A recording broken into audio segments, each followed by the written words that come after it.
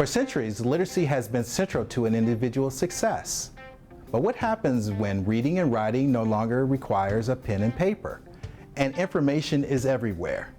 In our next video, we'll find out about a new type of literacy and how libraries are teaching it to people of all ages. Helping students identify what is meaningful information and what is accurate and relevant information, I think is one of the most important things we can do for students. And why is information literacy important? I'm going to give you one big answer. It's very important in the workforce. A recent study by Project Information Literacy indicates that employers consider among the top 4 skills they want in new employees. Employers are interested in people who can obtain and process information, and that includes choosing information that's appropriate for the need and using information sources that go beyond Google. When we think of literacy traditionally, it's literacy as in being able to read books and gather information from them.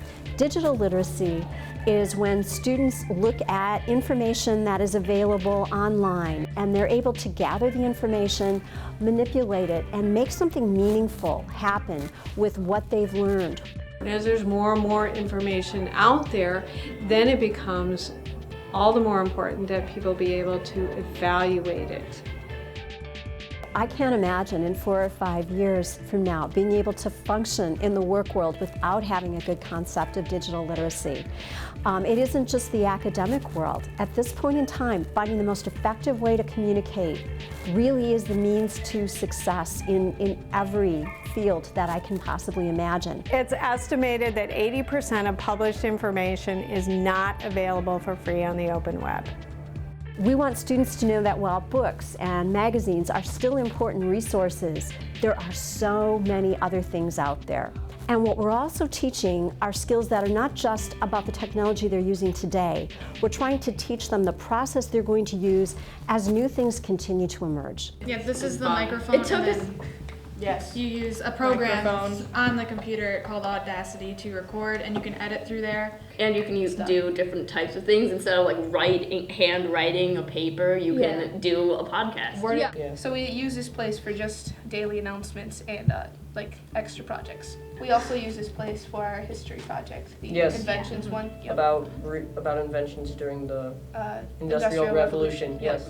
They researched using the Library of Congress images, the images available through MEL, and they took original primary source images, and they are then using photo story to narrate what they've learned. The library is really active in educating students in the area of information literacy. It's a lot of what librarians do.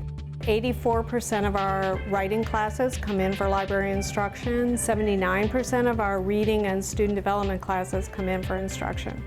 All of our nursing students come in, all of our fire science students come in. Every librarian here has had a student come back and say, I got a 4 on that paper because you helped me.